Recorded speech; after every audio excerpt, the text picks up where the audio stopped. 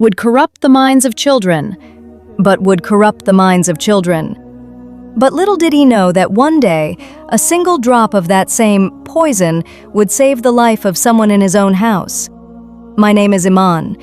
Just like my name, so is my faith. Faith in Allah and in the power of knowledge. I was educated in the city, but my heart always remained connected to the soil of my village.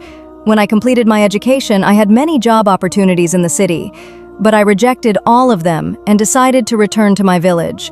I had only one dream: to light such a lamp of knowledge in my village that it would drive away the darkness of ignorance forever. Especially, I wanted to educate the girls of the village, those whose destinies were often confined to the kitchen and four walls. This work was not easy. The people of the village had old-fashioned beliefs. For them, sending girls to school was useless and unnecessary. "What will she do by studying? She only has to make round rotis," they would say. But I did not give up. I went door to door, explaining to people, pleading with them. Finally, some agreed. I turned a part of my old mud house into a small school. I put colorful charts on the walls, spread mats on the floor, and began my work in the name of Allah. At first, only 4 girls came, but the sparkle in their eyes increased my courage 1,000 times. Slowly, my school began to run well. The number of girls increased, and soon even some boys started coming. I did not teach them only from books. I taught them manners, the importance of cleanliness, and the value of honesty in life. I also taught them first aid so that they could help themselves and others in case of small injuries. The villagers began to call me Muallima Ji with respect. I felt that my dream was finally coming true. But wherever there is light, darkness also exists. The darkness in my story was Imran. Imran was the only son of our village head, Sarpanch Mahmood Khan. The Sarpanch was a good man, but he had spoiled his son with too much love. Imran was ill-mannered, arrogant, and wayward. He had his father's wealth and power, and he used them to intimidate simple villagers and to assert his dominance. He had 4 friends who roamed around with him all day, misbehaving with people and mocking everything beyond their understanding. My school was their biggest joke. He would often pass by my school with his friends, removing the silencer of his motorcycle to create loud noise so the children could not study. He would tease the girls. I kept ignoring him because I did not want conflict, but perhaps he mistook my silence for weakness. One day, he barged into the school with his friends while I was teaching the children about health and cleanliness. He burst into loud laughter. "Wow, what a grand class is going on here," he mocked. "What are you teaching them, Muallima Ji? How to become city madams?" His friends laughed loudly. The children hid behind each other in fear. I gathered courage and said, "Imran, this is a school. It is a place of worship. Please leave and let the children study." "Oh, a place of worship," he sneered. He tore down a chart from the wall that had the names of human body parts written on it. "By teaching all this, you are corrupting these children. You are spreading shamelessness. Our village does not need this city air." "This is not shamelessness. It is knowledge," I replied firmly.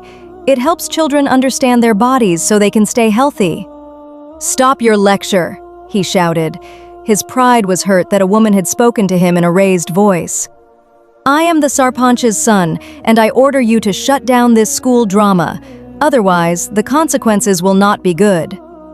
That day, for the first time, tears of fear filled my eyes. I understood that he would not leave me easily. After that, his harassment increased. He scattered thorns on the path to school, wrote filthy words on the walls at night. I endured everything. I cleaned the walls daily, removed the thorns, and encouraged the children. Parents were worried, but who could speak against the Sarpanch's son? Seeing that he could not frighten me away, Imran planned a more dangerous move. There was a girl named Razia, one of my brightest students. One day, she fell seriously ill with malaria. Her parents were very poor. I took her to the city, got her treated, and paid all expenses from my savings.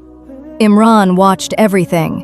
2 days after I returned with Razia, he called for a village council, Panchayat. Under the banyan tree, the entire village gathered. Imran stood beside his father with a cunning smile. He loudly accused me of misleading children and spreading immorality. Then he called Razia's father, Dean Muhammad. Under pressure and threats from Imran, the poor man falsely claimed that I had demanded money from him and threatened to defame his daughter if he did not pay. It was a complete lie. I had not taken even a single rupee, but my voice was drowned in the crowd's noise. The Sarpanch declared that I was using education for business and ordered my school to be shut down. The same village that once respected me humiliated me publicly. Boys threw stones at my school, tore the mats, and broke the blackboard. I sat on the ground, surrounded by the broken pieces of my dream. After that, the village turned its back on me. I lived like a stranger in my own home, but I did not leave. I waited for Allah's justice. Months passed. Then one day, a forest fire broke out near the village. In arrogance, Imran and his friends went near it. Suddenly, the wind changed direction and the fire spread rapidly. Imran got trapped. A burning tree fell on his jeep. Everyone thought he had died. The next morning, they found him alive but badly injured inside a cave. His leg was broken, his body burned, and worst of all, he had been bitten by a black cobra. The village healer was away, and the road to the city was blocked by fire. Imran was dying. People whispered that it was Allah's punishment. Inside me, there was a battle. One part said this was justice. The other part, the teacher, the human, said saving a life is greater than revenge. The Sarpanch came to me with folded hands and tears in his eyes. "Forgive me. Save my son. You have knowledge." I took a deep breath. "I will try. But healing is in Allah's hands." I cleaned the wound, tied a cloth above the bite, not too tight, and applied a paste made from specific forest herbs I had once taught my students about. I prayed. Hours passed. Slowly, the blueness of his body faded. His breathing stabilized. By evening, he opened his eyes. Imran was alive. Knowledge had defeated ignorance, and mercy had defeated revenge. Later, Dean Muhammad confessed publicly that he had lied under pressure. The Sarpanch apologized before the whole village and announced that a new, permanent school would be built on the village's largest land at his expense. Imran changed. After recovery, he rebuilt my broken school with his own hands. This is my story, a story that teaches us that arrogance always ends in humiliation. A person may be proud of knowledge, power, or wealth, but before the decree of nature, he is helpless. Allah's justice does not always come in the form of punishment. Sometimes, his greatest punishment and greatest reward come in the form of guidance. He pulled Imran back from the mouth of death and gave him a new life, a life of service instead of pride. And the greatest lesson is this: no storm can extinguish the lamp of knowledge. If your intention is pure, no matter how deep the darkness, light will always find its way. Indeed, Allah is with those who are patient, and He is the best of judges.